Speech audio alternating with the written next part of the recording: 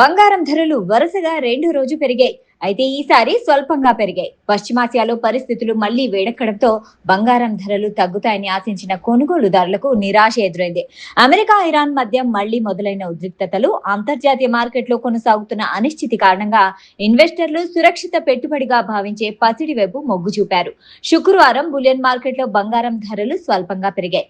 Hyderabad bullion market తాజా ధరల ప్రకారం ఈ రోజు 24 క్యారెట్ల స్వచ్ఛమైన 10 గ్రాముల బంగారం నిన్నటి ధరతో పోలిస్తే 380 పెరిగింది. దీంతో 1,44,820 వద్ద ట్రేడ్ అవుతుంది.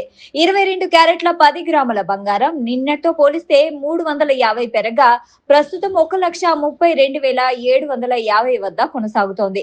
అదేవిధంగా 18 క్యారెట్ల 10 గ్రాముల బంగారం కూడా 290 పెరిగి 1,08,620 వద్ద ట్రేడ్ అవుతుంది.